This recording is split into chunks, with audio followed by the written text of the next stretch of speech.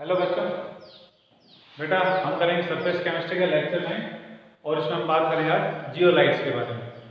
What are zeolites? Zeolites are the substances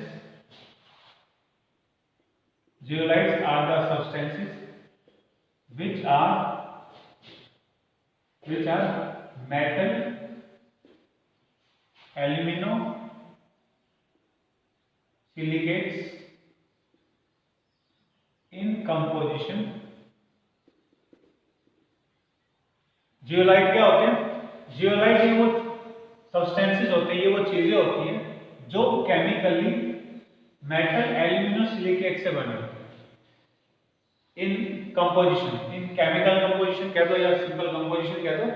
तो zeolite क्या है? जियोलाइट ये वो चीजें होती हैं जो मेटल, एल्यूमिनो, सिलिकेट्स से बनी होती हैं। And the formula for them is, इनका जो फॉर्मूला होता है, formula for zeolite is Na2।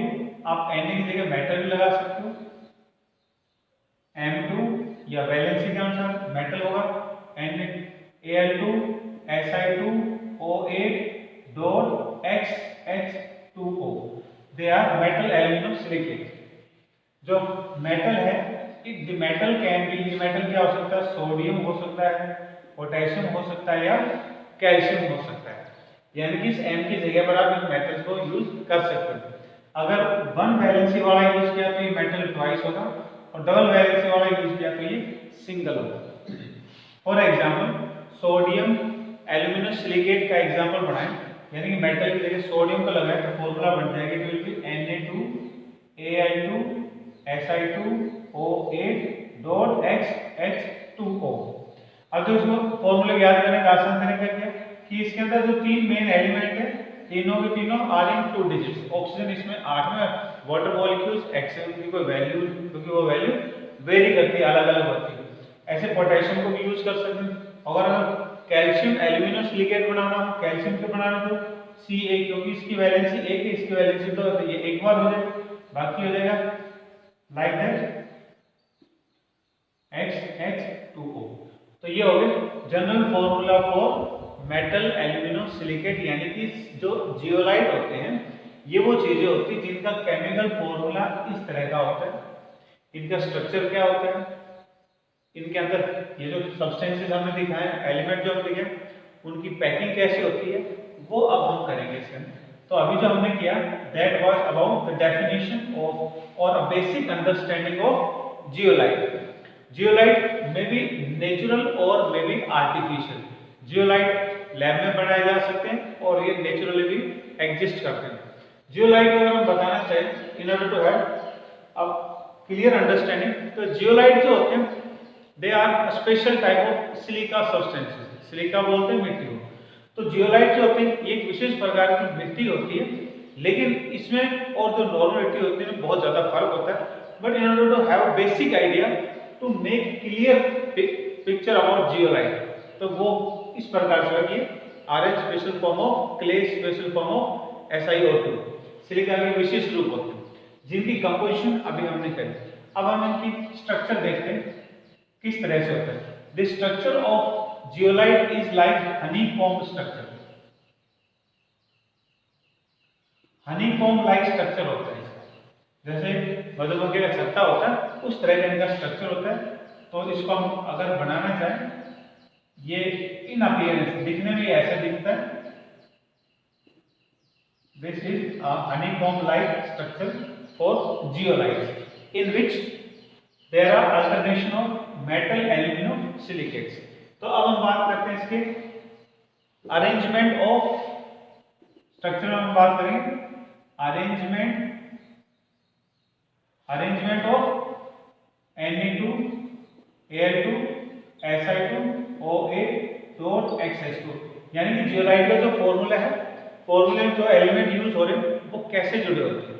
The basic structure is, जो बेसिक स्ट्रक्चर होता है इसका is by, basic structure is by silica. जो सिलिका होती है उसका ही बेसिक स्ट्रक्चर इसके अंदर चलता है। सिलिका है SiO2। तो जो सिलिका है इसी को हम मिट्टी के नाम से बोलते हैं।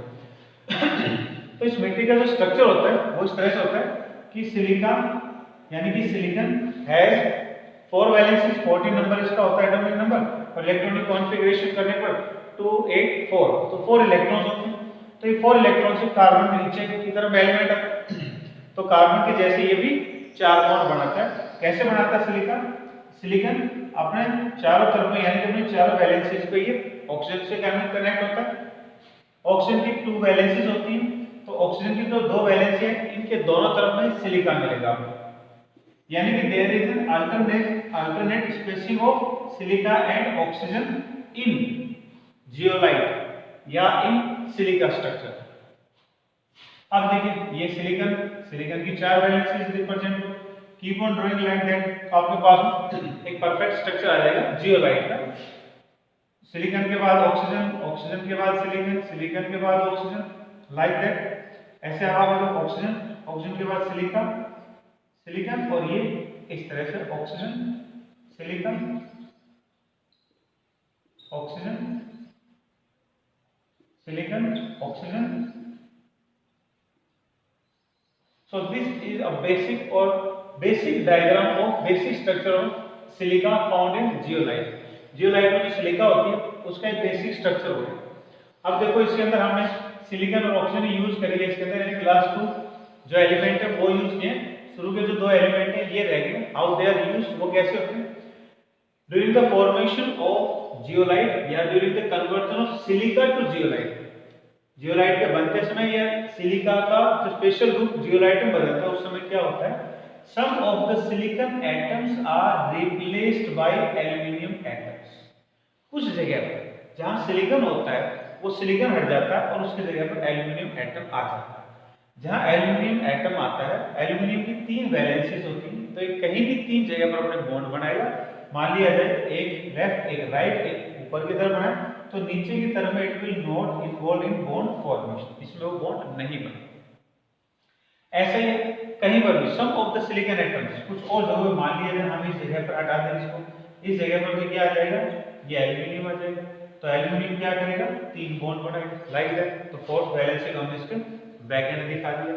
सो क्या हुआ? अब इनके अंदर हमने एल्युमिनियम को भी इंडल्ज कर लिया, एल्युमिनियम को शामिल कर दिया। अब क्या बच गया इसमें? मेटल, सोडियम, पोटेशियम या कैल्शियम। तो ये जो इनके बीच में स्पेस बच रहा है यहाँ पर, they are known as pores. इनको हम बोलते हैं पोर या होल्स। इनको हम पोर या होल्स के नाम से बोलते हैं। जो पोर या होल्स होते हैं इनके अंदर, जियोलाइट्स के अंदर, they are of the size 260 to 740 pm। ये जो होल है इनके अंदर, ये जो पोर है जियोलाइट्स के अंदर, इनकी पोर साइज कितनी होगी? 260 to 740 pm, इतनी इनकी पोर साइज होती है। और इनकी पोर साइज के अंदर सोडियम एटम्स या पोटेशियम है तो पोटेशियम एटम्स और कैल्शियम है तो कैल्शियम के atoms are found to be fitted in these sides, not at every side, कहीं कहीं पर ये सोडियम या पोटेशियम या कैल्शियम के एटम लगे होते हैं। इसके अलावा बाकी जो जगह है जहां पर सोडियम पोटेशियम एटम्स नहीं होते हैं वहां पर वाटर मॉलिक्यूल्स आर फाउंड, वहां वाटर मॉलिक्यूल्स मिल जाएंगे आपको लाइक दैट। ऐसे ही हो गया। आगे मान लीजिए जगह पर सोडियम आ गया, यहाँ वाटर रिप्रेजेंट कर दिया, यहाँ मान लो सोडियम रिप्रेजेंट कर दिया इसलिए तो ये वाटर आ गया लाइक। तो ये क्या हो गया? A complete structure for zeolite. ये जियोलाइट का कंप्लीट स्ट्रक्चर बना। तो इसमें देखिए सोडियम भी यूज हो गया, एल्युमिनियम कैसे आया? By replacing some of the silica atoms in the zeolite या इन द सिलिका। और सिलिका का जो बेसिक स्ट्रक्चर इसमें सिलिकॉन के 4 तरफ ऑक्सीजन, ऑक्सीजन के दोनों तरफ सिलिकॉन। और बाकी जो पोर है, बाकी जो होल है इनके अंदर वो उनको हम पोर्स या होल्स के नाम से बोलते हैं। और इनकी साइज होगी 260 to 740 pm and they are filled by water molecules जो हमने एक्स करके लिखा हुआ है इसके अंदर, और बाय सोडियम, पोटेशियम और calcium atoms. So that is the basic structure. अब ये जो स्ट्रक्चर है, this structure resembles to that of the honeycomb like structure जो अभी हमने बनाया। कैसे बनाएंगे? तो ये देखिए हनीकॉम्ब में इसको शेप को कन्वर्ट करना है तो कैसे करेंगे? ये जो ऑक्सीजन है, इस ऑक्सीजन को आप ऐसे कर दो, बेंजीन लाइक स्ट्रक्चर में कन्वर्ट करो इसको, और जो नीचे की तरफ ऑक्सीजन है इसको भी आप इसी तरह से कन्वर्ट करो। ऐसे ही आप सब के अंदर कन्वर्ट करो, it will attain a shape like that of the honeycomb. इस तरह से अब इसकी हनीकॉम्ब लाइक स्ट्रक्चर या हनीकॉम्ब लाइक शेप इसकी बनती हुई चली जाएगी। Therefore zeolite has a structure like that of honeycomb. और इनमें पोर साइज है, इन पोर साइज का भी हमें पता चल गया पोर साइज कितनी होती है। तो जो जियोलाइट्स होते हैं, if zeolites are made empty by heating, अगर जियोलाइट को हम हीट करें तो जियोलाइट्स का जो बेसिक स्ट्रक्चर जो हमने बनाया था वो like that cage like structure, honeycomb like structure, इस तरह का स्ट्रक्चर। तो जब हम जियोलाइट को हीट करेंगे, जियोलाइट का रफ स्ट्रक्चर हो गया, तो इसके अंदर मिलने वाले वाटर मॉलिक्यूल्स जो होते हैं या सोडियम एटम्स जो होते हैं, they by excessive heating are evaporated from the zeolite, ये जियोलाइट में से निकल जाते हैं, मेकिंग दीज होल्स और पोर्स वैकेंट। पोर्स क्या हो गए? वैकेंट हो गए, यानी कि खाली हो गए। खाली हो गए तो अब ये जो जियोलाइट है, now this zeolite can work as, it can work और फंक्शन एज कैटलिस्ट। ये कैटलिस्ट के रूप में काम कर सकता है। कैटलिस्ट क्या करता है? कैटलिस्ट जो होता है वो अपने सरफेस के ऊपर, एडजॉर्प्शन थ्योरम में हमने पढ़ा था कि कैटलिस्ट अपने सरफेस के ऊपर रिएक्टेंट्स को एडजॉर्ब कर लेता है क्योंकि उसके पास वो साइट होती है। बिल्कुल ऐसा ही जियोलाइट में हो रहा है कि जियोलाइट के जो पोर्स होते हैं उन पोर्स में से वाटर निकलने के बाद वो पोर क्या हो गया? वैकेंट हो गया, खाली हो गया। तो इन खाली पोर्स के अंदर क्या हो सकते हैं? Reactant can be absorb, reactant इनके अंदर एब्जॉर्ब हो सकते हैं। और रिएक्टेंट अगर एब्जॉर्ब हो रहे हैं तो कैसा काम हो गया? जियोलाइट का कैटलिस्ट जैसा काम हो गया। Therefore zeolite can work as catalyst. और खास बात क्या होती है यहाँ पर, सबसे इंपॉर्टेंट पॉइंट क्या होता है जियोलाइट के अंदर, कि जो जियोलाइट होते हैं उनके अंदर स्पेसिफिक शेप एंड साइज है, इंपॉर्टेंट पॉइंट है। रिएक्टेंट और product with specific shape and size. जिन रिएक्टेंट या प्रोडक्ट्स की स्पेसिफिक साइज होगी, फिक्स साइज होगी, वो ही इन होल्स के अंदर एब्जॉर्ब हो सकते हैं, सब नहीं हो सकते।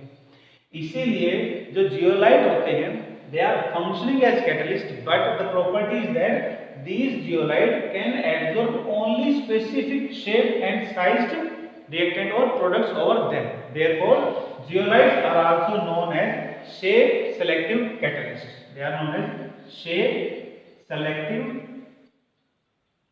catalyst. इसलिए हमको शेप सेलेक्टिव कैटलिस्ट बोल रहे हैं। क्यों बोल रहे हैं? क्योंकि शेप के अनुसार जियोलाइट जो है वो सेलेक्टेड होते हैं पर्टिकुलर रिएक्टेंट या प्रोडक्ट के लिए।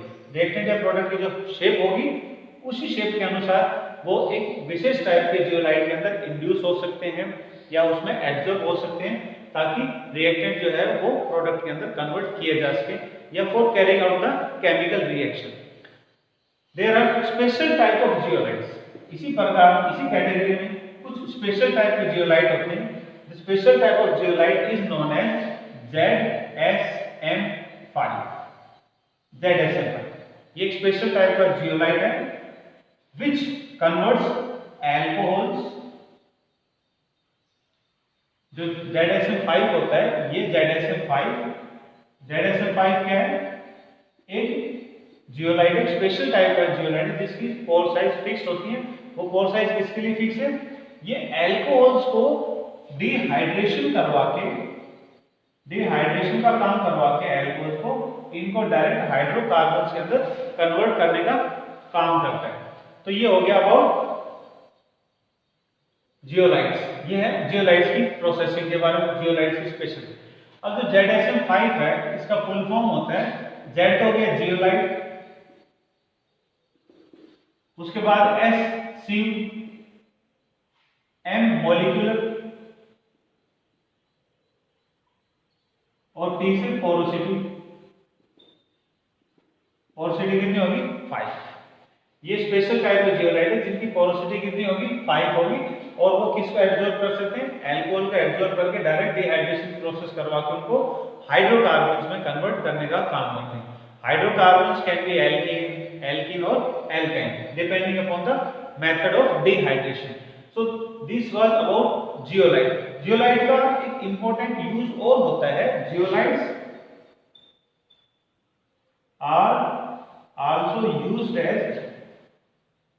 are also used as ion exchangers। are also used as ion exchanges in softening of hard water. Softening of hard water, जो हार्ड वाटर होता है उसको सॉफ्ट वाटर में कन्वर्ट करने के लिए भी जियोलाइट का यूज किया जाता है, which we have studied in 11th class. तो जियोलाइट का स्ट्रक्चर जब हमने देखा तो जियोलाइट के जो पोर्स होते हैं उनके अंदर क्या था, कैल्शियम या सोडियम जैसे एटम्स इनके अंदर इंड्यूस्ड होते हैं। तो जो जियोलाइट हमें आयन एक्सचेंजर के रूप में यूज करना है उसके अंदर या तो सोडियम हो या उसमें पोटेशियम हो, कैल्शियम या मैग्नीशियम ना हो, क्योंकि कैल्शियम मैग्नीशियम की प्रेजेंस तो वाटर को हार्ड बनाती है। तो सॉफ्टनिंग ऑफ हार्ड वाटर के लिए हम सोडियम एल्यूमिनियम सिलिकेट या पोटेशियम एल्यूमिनियम सिलिकेट वाले जियोलाइट का यूज करेंगे। इन जियोलाइट्स के ऊपर जब हम हार्ड वाटर को डालेंगे तो हार्ड वाटर के अंदर कैल्शियम और मैग्नीशियम होते हैं, तो जैसे हम हार्ड वाटर के ऊपर डालेंगे तो सोडियम जो इन पोर्स के अंदर था वो नीचे की तरफ आ जाएगा, और जो कैल्शियम और मैग्नीशियम की इंप्योरिटीज थी वो इन ब्लॉक्स के अंदर, इन साइड्स के अंदर, इन पोर्स के अंदर फिट हो जाती है, यानी कि वो वहां रिप्लेस करती है सोडियम। तो सोडियम नीचे की तरफ आ जाता है, कैल्शियम ऊपर की तरफ इन जियोलाइट्स के अंदर एंट्रैप हो जाता है, फंस जाता है।